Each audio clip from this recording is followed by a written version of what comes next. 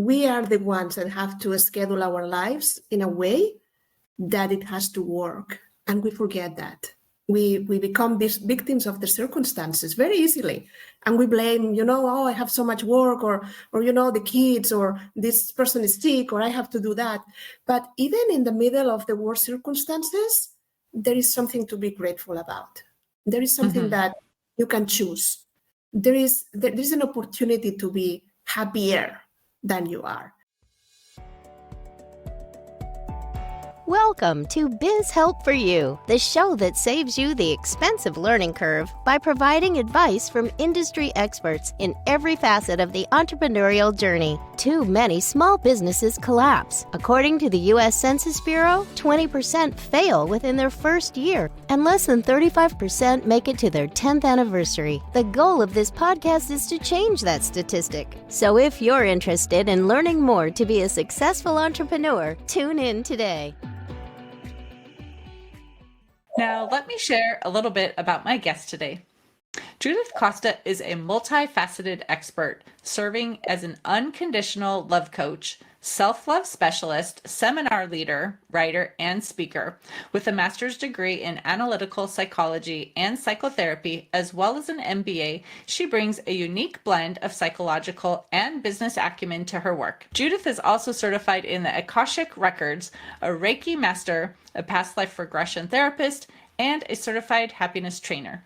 Her primary focus is assisting individuals and groups in overcoming inner barriers to self-love. By helping clients build a better relationship with themselves, she empowers them to transform their lives, fostering abundance, well-being, improved relationships, and happiness. Judith offers a range of services, including private sessions, workshops, and retreats. Her programs encompass topics like self-love, body positivity, manifestation techniques, and soulmate connection. Those of you seeking personal and professional growth can benefit from Judith's guidance in fostering self-love, which can lead to increased confidence, better relationships, and overall well-being. So Judith, welcome to the show. Thank you so much, Candy. I'm so happy to be here. And thank you for the long introduction. We are going to short it a little bit. Right. Well, and I'm glad to have you on the show just talking about this topic, because often we're just focused on specifically business topics, and people might think, well, talking about loving yourself is maybe not business related, but as we're going to get into the topic, we'll see that it really does have an effect. But before I get into questions I have for you, I'd love for you to share your story just about how you began helping others find this success. Oh, to tell you the truth, I have been an entrepreneur since I was a kid. I remember that I was doing some bracelets during the summers, and I took a drawer of my parents' cabinet and I put it in the street, and I was selling my stuff. And I was in front of a guy, and I don't know, my parents also have been entrepreneurs, and my career before I came to the United States didn't have anything in common with what I'm doing right now. I always have been creating businesses, but I never imagined that we will be doing this interview. If you asked me like 20 years ago, I would say, Candy, you are crazy. Me living in the US and doing this? Impossible. And here I am. Then, as you said, this is very business related, because I had my own business and I have worked long hours and I have suffered. And you know what happens with finances. And I didn't know anything about loving myself. That's the reason why I had to learn.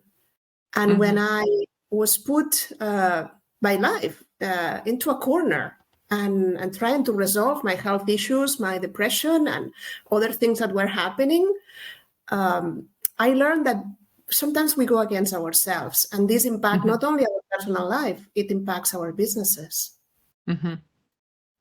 That's so true. And I think sometimes it probably depends too on if you're like a female or a male too, because I think sometimes as women, we feel there's so many things on our plates, raising children, and, you know, there's organizations who are reaching out to us to volunteer. And of course we have our staff if we have employees and we're running the company. And I think we feel a lot of times the pressure to do it all. And I think that's one reason why maybe we don't take care of ourselves. I would love your thoughts on that too. Yeah, I mean, self-love is a very big concept. When I talk in organizations, I talk about happiness, because is more understandable. Well-being, all of these concepts are more corporate. But self-love is just to become your best friend. And again, we tend to be our best enemy. And it seems incredible that we can treat others better than we treat ourselves. But self-love includes so many different things that for some of my clients, the difficulty is that they have a very strong inner critic. Then it's self-judgment, self-criticism, not forgive themselves. And it's a constant torture that it's in your mind. And this voice talks every day, all day, non-stop. It's designed to do that. Then this is a big area. For other people, it's more about they don't enjoy life because they have stopped taking care of those things, those dreams, desires, and the things that are pleasurable for them. And they become adults, and as you said, they have so many responsibilities, and they stop doing things that they like. And their life becomes a schedule that you have to get up and go to work and take care of other people, and you go to sleep, and like you continue, no? And we are responsible for our own happiness. We are the ones that have to schedule our lives in a way that it has to work. And we forget that. We become these victims of the circumstances very easily. And we blame, I have so much work, or the kids, or this person is sick, or I have to do that. But even in the middle of the worst circumstances, there is something to be grateful about. There is something that you can choose. There is an opportunity to be happier than you are. And this is an attitude towards life. Then I train people to look at their life differently. And I give them the techniques, like we were saying, okay, look at your mind and write every thought that you have and see what is the real relationship that you have with yourself. Or look at your calendar and start scheduling things that you really like. It might be 5 minutes, but these 5 minutes are just for you. It's important to take care of ourselves, because you know how many of the population that exists is burnout and unhappy, stressed. We have mental health crisis out there. Then That's if you so have true. to go to a place for every day for 8 hours, it doesn't matter if it's your company or another company, but you have to go and manage people. They deserve the best of you, not the rest of you. Right. Well, and if you were saying that people feel like, they're criticizing themselves, they're, not really happy with themselves for whatever reason, and, maybe it was something that they heard growing up or whatever that might be. So if you're saying, well, you really need to love yourself so that you can do better for those who are around you too, like, do you have like some steps that you can recommend for how they can overcome that? Because if they have that thought in their head all the time that's negative, they have to do something to change that. So what would you recommend? No, I just said it. It's very simple, but it's that when you go to the gym to train your body, you go there and you exercise for a certain period of time, then you can take your mind to the gym. It's exactly the same. Then let's suppose that you are in your car and you are listening to rock and roll and you hate rock and roll. Are you going to continue listening to that, or going to change the station? Change it. Then change the station to a more loving station inside of your mind. Then you have to be aware. You have to be mindful of your thoughts. That's the reason why I tell my clients, okay, during a week, write every thought that you have that goes against yourself. Or write every time you betray yourself. You want to say no and you say yes. You want to rest and you continue active. You want to take care of yourself and you take care of others. Like, you just have to pay attention. It's very simple. It's so simple that it seems silly. But we go on autopilot. Then what you need to do is to be mindful of why you do the things that you do. How do you feel? What do you think? And manage these thoughts, these emotions, and the sensations that you have in a different way. Right. That is So sense. Well, I'd say when someone starts to turn that around, then, so if they've had a negative thought and they're like, okay, I don't want to listen to that. I'm going to, take care of myself rather than say yes and burn myself out. right? So as they're doing that, like what are kind of the benefits that they're going to have for themselves as well as for the others around them as they're changing that through, these, whether they're journaling or like you said, they're taking 5 minutes to read something they enjoy, so what are some of those physical and mental benefits that they're going to get? How much time do we have? A lot of benefits, because people that really have a good relationship with themselves, they act different in life. And you can perceive this quite fast in a conversation, because first, they have a different kind of energy than the rest of the people. When you feel comfortable around someone, usually is because of there is a connection at that level. You don't know exactly what the person has, but you like to hang out around this person. This person usually stop criticizing and judging and comparing with others, and don't do it to you. It's not there gossiping and telling you negative things. It's usually a conversation that it's more uplifting. This person, because it's calmer, have more space to hold others, to hold the space for others. Then it also happens in relationships. And again, companies are just big families. And marriages, families, we know all what problems we have in terms of communication. Then when you love yourself more, you stop trying to fix others, to control others, and to tell others what to do. You become more a coach. Like you ask questions to others, but you respect them. You understand that they need a space to grow and improve, and you help others. It's like a good leader. It's a person that takes out the best in others. It's not a person that manages others like, you have to do this and you have to do that. Stop doing that. Do this better. No, that's a different idea. Then it's quite a big change. I usually, when I was traveling before the pandemic, I used to go to New York frequently. And before my teachings during the weekend, I have a lecture that it's called Loving Yourself is the Solution. And I challenge people, like, tell me any problem you have in any area of your life, health, organization, finances, and I will resolve it in terms of self-love. So powerful it is, that is not a tool. It's a decision that you have to make every day, that everything that is happening in your life, it's one way or another related with the lack of love for yourself. So we are still talking about self-love too, but what about, like you said, we're in families, we're in jobs with coworkers, or, we're employers and we see employees. And what if we see someone who maybe is down on themselves and criticizing themselves? Again, they're not taking care of themselves emotionally, and we want to help them, like, realize, like, you have this thought that you're not good enough or whatever that is. Like, so how would we help them as well so that they can overcome that?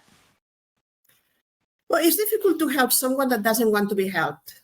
Then the most important is to detect, is the first, to be respectful and to be sure that the person really needs this. Because giving advice, you have to be careful about these things. But let's suppose that, as you said, this person is really under your care and is suffering, is struggling, and needs some help, and is asking, like, what can I do to be more productive, or what can I do to feel better and to enjoy more my life? Then I will say that it's all about returning this person to a sense of appreciation for herself or himself and life. Sometimes we only see the negative because we have this bias. But we know nowadays, neuroscience says that the brain is plastic. This concept of neuroplasticity says that we can learn and change. But if we have been practicing being negative and say, I'm not good enough, you say for 15 years it's very well rooted in your brain, like this path. But we have to start changing it. And we start paying attention to all the things that you have done in a good way in the past. And we understand that, yes, we have the capability to make mistakes. We are human. We are not here to be perfect. We are here just to learn how to be better people every day. That's my cat, Apollo. I just woke up and decided to join the podcast. Mm-hmm. So I think sometimes, like you were just talking about, like we obviously make mistakes because we're human, but we have successes too. And I think a lot of times we dwell more on the negative instead of the positive. So what would you say to someone too who does look more at the things like, well, I failed here, I'm struggling here, instead of looking back at the successes? Like, how can they flip that? First, I will say that it's normal and it's okay. And forgive yourself for being so hard on yourself. The power of self-forgiveness is amazing. We have to practice more frequently this. Then again, we are not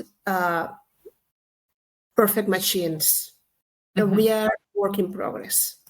Then we have to treat ourselves in a way that demonstrate the kind of love that we say we want to have. No, then let's suppose that a friend of yours goes to an interview, and this friend calls you and says, "It has been a disaster. You don't know. I couldn't answer the questions properly, and I felt like I failed." And that was the job of my life. I feel so upset. I'm stupid. Then what are you going to tell this friend? Are you going to say, yes, you're stupid? Oh, you failed? No. Oh, I'm sure you have missed the opportunity of your life.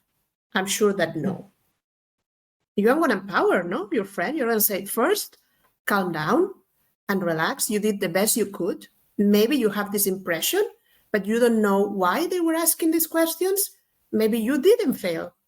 Maybe they were testing you and you passed the exam. Then why you don't wait until you have an answer before you worry so much?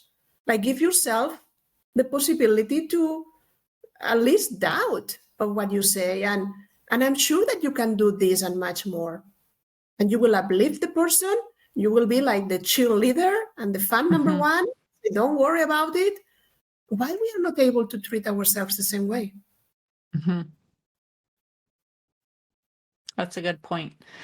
Well, and as entrepreneurs, I know you were talking about the burnout and working so much, and we need to take care of ourselves. But I know a lot of times as employers, or even if we're just sole proprietors running the business ourselves, our income is dependent upon us performing our work. And so sometimes it's hard to step away, especially, we went through COVID. A lot of businesses were really struggling and, are finally still coming out of it. There's been some repercussions for the last few years even. So sometimes they still feel, I can't just take the time that I want. It's not that I don't want to have some time off, but the business, needs me to generate that revenue for myself and for others. So how do we balance that then, if knowing we do need to care for ourselves, but the business also needs us? Well, I'm going to answer with a personal story, if you allow me, because Sure. it's something that I really learned, and I didn't had like one dose of this. I had some, but this is maybe the most important. At the end of 2016, about half of the year, I started feeling down. I had previously problems with my thyroid, and I went to the endocrinologist. Then it say, okay, run some tests. And making the story short, in December, came to Spain and I was diagnosed with thyroid cancer.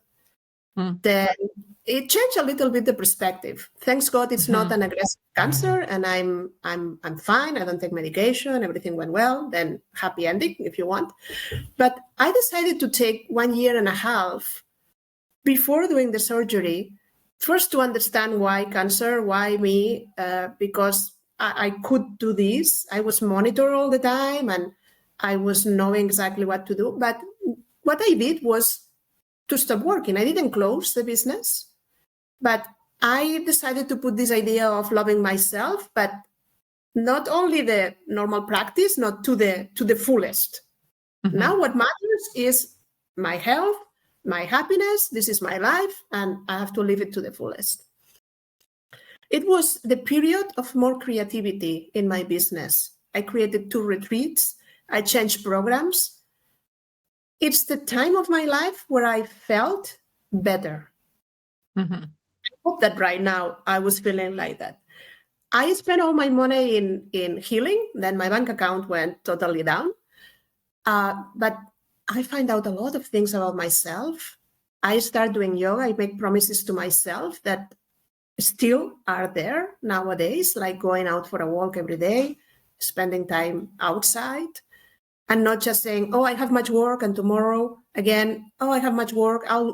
And when I realized 2.5 days, and I haven't even been out of my house because I had so much work, then you know what? The happier you are, the more productive you are, the more creative you are, the more you manifest. Because, sorry, love is the highest vibration that exists in the universe.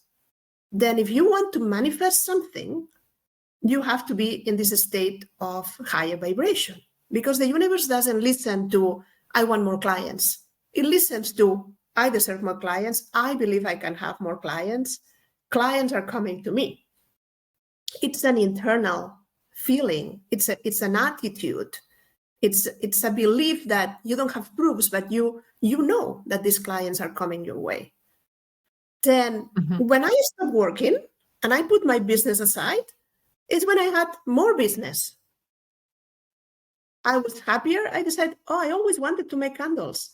And I ordered an Amazon kit to make candles, and I started making candles. And when I was making candles, I was like receiving all these downloads about things that I could do, how I'm going to improve the business, just because I was taking care of myself, but really well. Right. So sometimes you have to take that time away really to have that creativity, right? To think of other things for your business. Like you said, you came up with ideas for retreats or, other things that you could do in the business. So it's not like you're completely stopping the business, but you're taking a little bit of time away. But that could still be scary when you're thinking about, well, if I don't perform these tasks, the revenue isn't going to be there. It was super scary. But that's the reason why I'm explaining it to you, because I spent all my money, like everything that was in the bank account. But when are you going to do it? Only when your life is in risk. Then do we have to arrive to a crisis to understand that in order to really be more productive and have better finances, we have to take care of ourselves and put ourselves as a priority? Because when you are burnout, I can promise you that people enters in your shop, in your business, in you whatever, and they run away, because you cannot fake the energy. Like your body, your attitude, the intonation of the tone of your voice, all of the things that you like show to the world are low. But when you feel like at a perfect level, you are rested, you feel healthy, you are not worried, and you have a clear idea of your priorities, then clients come through the door. Right. And we should take care of ourselves before that wake-up call comes, right? Like you said, sometimes people get, that heart attack, that, like you said, a cancer diagnosis, and then that's the wake-up call. And we want to think about changing before that happens. So I know that's so important. It's still hard to do sometimes, but I think just talking about it and saying that these are, some things that we should consider, and maybe what can we do to change, even if it's one activity, like you said, and maybe add in a little bit of downtime, reading, resting, whatever that might be, it's helpful for sure. So I know we're getting close to the end of the time that we have together. So I would love for you to talk about any offer that you have, and how can our listeners connect with you if they want more information? Yeah, I would like to offer a half-price coaching session for anyone that have listened to the podcast. And just in my website, Judith Costa, you will find a contact form. Just send me, there is my email and my telephone number, but connect with me in whatever way you want and say, I listen you with Candy and I like the idea. And I will be happy to help you figure out what is not working and how you can take better care of yourself and your business. Perfect. So I really appreciate your being a guest on my show, Judith, and taking this time out, to share your thoughts with the entrepreneurs who are listening to this podcast and, just sharing your experience and, the story that you even shared, your personal experience of having a cancer diagnosis and kind of getting your wake-up call as well. So I appreciate that. So thank you so much. No, thank you so much, Candy. I love the work that you do. Thank you, because entrepreneurs, we all need more resources and more information, and you have great guests. And thank you for the opportunity. Thank you for tuning in today. Would you please share this episode with those you know and leave a review on your favorite platform? And if you find our show informative, would you consider being a financial sponsor to help me continue my mission to educate business owners? A link is located in the episode description, and no amount is too small. I'd really appreciate your support. If you are interested in connecting with our guest and receiving the offer they had to share, a link to our resource page is in the show notes. Finally, if you have any bookkeeping or payroll needs, reach out to us at 310-534-5577 or contact@abandp.com. My team and I are eager to assist you. Until next time, have a great day. Thank you for listening to Biz Help for You. Please join your host, Candy Messer, again next time. Have a terrific day.